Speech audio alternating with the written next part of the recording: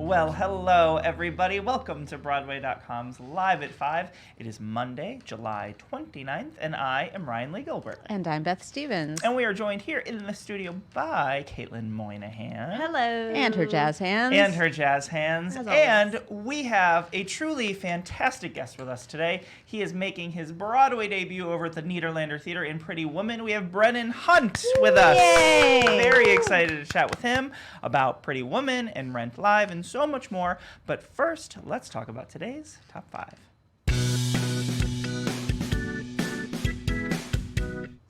It's time for us to meet the Plastics that are heading out on tour. There will be mean girls all over the country, ladies and gentlemen. They're taking over the over, country, and we have yeah. some casting for the Mean Girls tour. Yes. Are you ready? I am. Okay, here we go. I'm going Are to give you the you? plastics. I'm Yes. so ready. Mariah Rose Faith will play Regina George, the Queen Bee. Megan Masako Haley will take on the role of Gretchen Wieners, and Jonalyn Saxer will play Karen Smith. Very The excited. smartest of the plastics. Absolutely. As I like to think of her. Yes, yeah. As previously announced, Mary-Kate Morrissey will star as Janice Sarkeesian. Is that how you say her name? Sarkeesian, yep. I don't remember their last That's names. okay. I That's was all very right. We involved only in the hear story. Janice the whole time. Yeah. Doesn't matter. The production will launch on September 21st at Shays Pack in Buffalo, New York. Additional casting coming at you soon. Yeah, we still have some major characters, Yeah, we but do. very exciting. Very cool. And the full Broadway cast has been announced for this upcoming show. Yes, we have been anticipating the West End transfer of Florian Zeller's The Height of the Storm that'll be headed to Broadway soon, and we have found out that who will be joining Jonathan Pryce and Eileen Atkins in the production. A couple of their West End co-stars are coming on over, or hopping the pond, to be with them. We have Amanda Drew and James Hillier. They will be reprising their performances as Anne and the Man, respectively. And some new cast members, Lisa O'Hare will be playing Elise, and Lucy Kohu will be playing the woman. This show centers on the lives of Andre and Madeline, played by Jonathan Pryce and Eileen Atkins, who have been filled with everyday pleasures and unfathomable mysteries of a 50-year-long marriage. 50 years, yeah. When suddenly their life together begins to unravel, a loving relationship is faced with the inevitability of change. Previews of The Height of... Did you like that delivery? It Thank was you. very posh, Oh I my have to gosh, say. yeah. Previews of The Height of the Storm will begin on September 10th, and it will officially open on September 24th at the Samuel J. Friedman Theater here on the Broadway. Very exciting. Very good. And Dave Malloy is once again going to appear in one of his new projects. You know, Dave Malloy, he loves to Tell read the me big about books, Dave doesn't he? Malloy. He He does. He loves a tome. Oh my goodness, he He does. loves a tome. So does. his last show was Natasha Pierre and the Great Comet of 1812, which was taken from War and Peace. And Absolutely. now, you know, Yep. just for a little bit of lightness, he's tackling Moby Dick. We've been hearing about this for a little bit, too. We I have, think he's yeah. talked This to you. has been around, yeah. So now we're hearing that Mr. Malloy himself will portray a character in the show when it's at ART up in Cambridge, Massachusetts. He will play Melville, probably based on Herman Melville, who wrote Moby Dick. I'm sure you all went to 11th grade, so you know these things. This production begins December 3rd up in at ART and goes through January 12th. So Christmas plans, we're going up there. We're Okay. doing it. Yes. We're doing it. I'm And of course, sold. he's Yeah. began playing Pierre in The Great Comet. Absolutely, So yeah. this is not the first time he's No. done this. This is developed and directed by Rachel Chavkin, who just won a Tony Award for Hadestown. Do I have to tell you what Moby Dick is about? Wait, yes. I do? Let's just say, Yeah. Call Me Ishmael. Yes. Read it yourself. Yeah, really. I read it. I mean, it is There's a lot tome, of though. wailing. It's certainly a book I've told people I've read, but I've just never. All right, I'll give you it. It centers on Ishmael, Captain Ahab, and his crew as they pursue an elusive great white whale aboard the Pequod, that's the name of the ship. In the new adaptation, Melville's 19th century vision of America collides head-on with the present, so you won't be bored. That's the part I'm That's very right. fascinated about. That's gonna be interesting. Yeah. And this stage and screen star is going to appear once again in the West End. James Yay. McAvoy, super handsome, super talented. You've seen him in lots and lots of things. He is headed back to the West End. He's had 3 Olivier nominations previously for 3 Days of Rain, Macbeth, and The Ruling Class. And now he will be taking on the title character in Cyrano de Bergerac. Very exciting. He will be No nose jokes, really? Well, getting that's there, why I you're said getting he was super handsome first, because now he's playing. He's got a big nose. You know. This version of Cyrano de Bergerac is adapted by Martin Crimp. It'll be directed by Olivier Award winner Jamie Lloyd, and it tells the story of a renowned romantic who lends his gift of words to a handsome cadet in order to vicariously win over the woman who scorns him for his abnormally large nose. Tale as old as time. Yes. It will begin performances at the Playhouse Theater on the West End on November 27th and will officially open on December 6th. Of course, we can also see James McAvoy upcoming in It Chapter 2. He's doing his Dark Materials with Lin-Manuel Miranda and Ruth Wilson. Yeah, he's a busy bee. He knows how to pick. Yeah, absolutely. And Australia, you're about to find out if you can. Are you done? Yep, No? that's it. Okay, just checking. We are all very excited that Moulin Rouge opened last Thursday. We haven't seen you since Thursday, so since then there's a lot of Moulin Rouge on Broadway coverage. Of stuff, yes. But we have some news. The show is headed down under. Now, of course, it is based on the movie by Baz Luhrmann, who is Australian himself. Thus, it will receive an Australian staging at Melbourne's Regent Theatre in 2021, which feels like... goodness. Probably, I don't know if we'll still be here. Yeah. Therefore, doesn't matter. The performance schedule, casting, etc. to come. But of course, it's based on the 2001 movie by Baz Luhrmann, and you can see it here on Broadway at the L. Hirschfeld Theater. Yes, and speaking of, some of the things you can see on the site right now are lots of Moulin Rouge coverage. We have everything. There's videos, there's portrait booth, there's curtain call photos, there's everything. Yes, you can all see the all stars, of that. all Yes. the good costumes. Yeah, absolutely. Such a already a hit show. Can't wait. Speaking of Pretty Woman, Brennin Hunt's coming up in a little bit, but we did a fresh face with his new co-star, Jillian Muller. Yeah.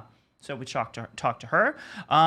What else? There's a new feature. There is. We wanted to tell you what to do each week around Broadway adjacent stuff, and we have a new illustrator who's helping us out with that. Cool. It's so So cool. cool. Yeah. Very chic, and Looks his name awesome. is Tug Rice. So check that out and find out what you can do this week in New York City and beyond. Yes. What else can we talk about? We did an exit interview with Samantha Barks from Pretty Woman. She told us she about... mulled it over for a week, and then she wanted to tell us what she missed about Pretty Woman. Yeah, it was a big deal. It was a big deal for her. Absolutely. A year on Broadway. Absolutely. There is the final sad Aladdin vlog with Michael James Scott. Oh, but it's not sad because all of the Disney shows got together in Bryant Park, did a concert, and then all the cast together sang Let It Go. Oh, love it. All right. Nothing like a genie singing Let It Go. And director John M. Chu he is, of course, filming the In the Heights movie adaptation right now, and he had a son, and he and his wife named their son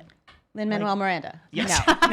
No. Do we have this full? Yes. Yeah. Jonathan Heights Chu. It's his That's middle pretty cool. name. I love it. It's amazing. And it was really sweet because Lynn said welcome home. He did. Yes. Aww. Yeah. No. Yeah. On that note, I'm going to get out of here. Yes. All Come right. on. Beth, thank you so much. Thank you, Ryan. Caitlin, would you tell us a little bit about today's special guest? Gladly. Yes, we have Brennin Hunt here with us in the studio. He is currently making his Broadway debut as Edward Lewis in Pretty Woman on the Broadway.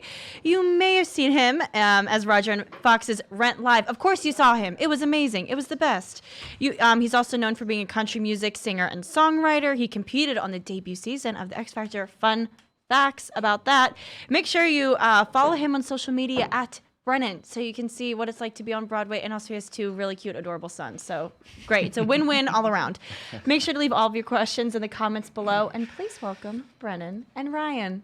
Hello there, sir. Thanks for joining us. It's so great to have you here. It's so great to finally meet you. It's a pleasure meeting you. Thanks for having me. Of course. Congratulations. Broadway debut, sir. That's Thank amazing. you. How does it you have been in the show for about a week, almost a week at this point. 8 Started shows last in, yes. Tuesday, right? So how does it do you like it or are you done?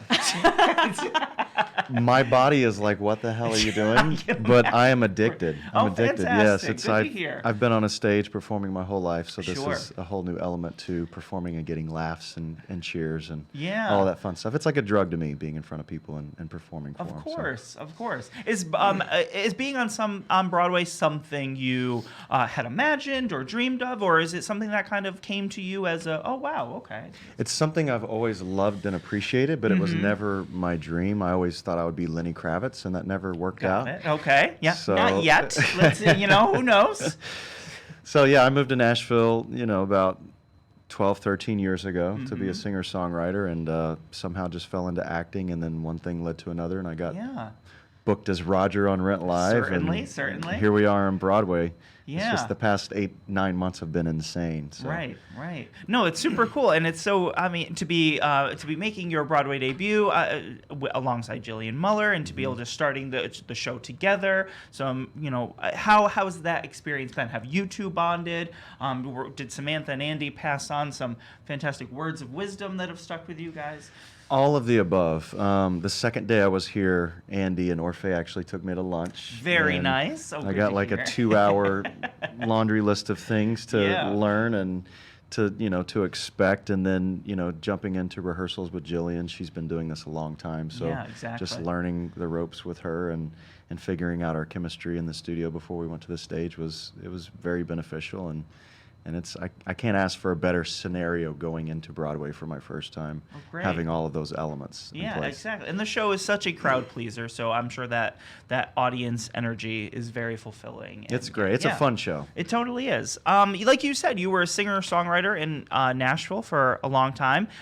Growing up, was music something you always knew that you would be involved in? I don't know if I always knew that's what I would do. I was a pitcher in baseball. I had the interest to do that. I wasn't good enough to go past college, but injured my back my senior year. And so it caused me to focus on music full time. And so right out of high school, I started playing guitar for this Christian artist, Jamie Smith, when I was 18 years old, and got on a tour bus, and we toured all over. And that's where I fell in love with it. Yeah. And the addiction, like I said earlier, happened. Yeah, no, totally. And so we decided to move to Nashville and give it a go. There was a lot of cool rock stuff happening at the time we moved. Kings of Leon, Paramore, Kesha. There's some cool acts coming out of that town at the time. And somehow or another, I fell back into country music, which was my original kind of background, being in Oklahoma. And so for the past 8 years, I've been writing songs professionally for other artists and touring on the side. And now I'm an actor, I guess. You are. Of course. So Rent Live was beforehand. You were on the X Factor. You began your performance career on TV, at least with Nashville, right? You did an episode of Nashville, and then Rent Live came along. Were these all just sort of steps you knew? Were you falling more and more into the being more bitten by the bug of performing as you did more of these things? I always knew at some point I wanted to go into acting, to focus, and I felt like in my career as a young artist, you have to be young to really establish yourself as a musician, and so that was my first and foremost goal. So when we moved to Nashville and bought our first house, on the mirror I actually wrote, "I will become a very successful entertainer," and I taped that on my mirror, and I saw that every morning when I brushed my teeth. That's a great idea. And I wrote entertainer instead of singer-songwriter because I knew at some point I wanted to do acting. Yeah. And it just so happens that 12 years in Nashville and getting a lot of doors closed in my face and blood, sweat, and tears, that the acting world kind of opened its door to me. And so I'm like, okay, I think that's where the universe and God's telling me to go, so let's go try it out and see what happens. So. And of course, I mean, Rent Live, unfortunately, the day of the big performance, you weren't able to participate fully. You had injured yourself. Luckily, you seem to be all healed, all well, good to go. Overall, what was, for you, what do you think was the biggest lesson you learned from that experience? And how did it sort of shape you to where you are making this fantastic Broadway debut now? The one thing I took from that is the love and the community that the Broadway world has. Sure, yeah. And I know a lot of the people working on that project were from the Broadway world. And I've always heard that this community is the best in all of the entertainment. And I witnessed it when I broke my foot. It was like everybody, just sort of like 350 people on that crew surrounded me and showered me with love. And I will never ever forget the way that felt, because that was a big break for me, pun intended. That was my big breakout in my career, to get that job. And so I literally was in tears on the floor, And Jordan Fisher saw me break it, you know, and it happened. He immediately lifted me up, was holding me.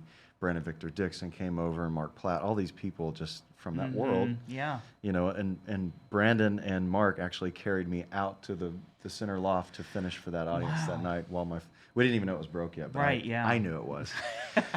And I didn't even feel the pain until I left to go to the ER after I was like, oh my God. Then it hurt. But no, that's probably what I took from it. And it was more of like a stamp of, okay, this is what you need to be doing. Yeah. I felt that acceptance for once in my life, you know, trying to beat on doors in Nashville. Never, you know, I've had the believers here and there, but never that like one big moment to like break through and to change your career. It never happened for me in Nashville. And Rent was that for me. And it was like the acceptance just felt so nice, and the love and the parallel of that and the musical that we were doing, which is all about love and acceptance, was there's nothing more beautiful. Absolutely. And Julie Larson and I actually talk about it, that we think that Jonathan kind of pushed me off. His ghost pushed me off the step because it, you know, give you a little boost, right? Yeah. That's fantastic. I know that you Rent was the very first Broadway show you ever saw. Is that correct? So are there other shows that you're excited to see? Are you influenced by any? Did you go through any kind of like musical theater phase where you listened to cast recordings or anything like that? Are there any other shows that sort of stick around in terms of that you enjoy, or the music is fascinating to you? Well, what's funny is Rent was always that for me. Yeah, and so yeah. to I mean, be for able many, to, yeah, I mean, absolutely. Rent, like Roger was my favorite character because I could relate to him, and getting to do that and play Roger in this day and age, it just blows my mind. I still pinch myself daily that I got to perform in that musical. But, you know, I've always been a fan of, like, even the movies and stuff, growing up with Mary Poppins and Singing in the Rain. I just love those kind of movies. My grandfather and I watched those when I was really young. And so it's funny to me that I never really pursued it, but it's, like, in my bones. Sure. No, you know? absolutely. And then people like, you know, Kristen Chenoweth from Oklahoma. She just started following me, by the way, and it like blew my mind. I was like, oh my God, I guess I've arrived. And then Billy Porter started following me. I'm like, oh my gosh, all these. Here you go. You're on a roll now. Right? You know, Kelly O'Hara hasn't followed me yet. Not yet. Well, she's another Okie this. that needs to follow me. That's so right. I'm All from Oklahoma. Okies. I know you're from Elk City. So good. That's fantastic. Speaking of the people out there watching right now, what would some of them like to know from Brennin? Oh, yeah, totally. So George wants to know, what was your process like getting into Pretty Woman and finding out that you're making your Broadway debut? And what was the early process of that like for you? I watched the movie quite a bit just to study how Richard played it, which I know Broadway's a little bigger. And then I studied a lot of Andy, and I feel like I'm kind of somewhere in between.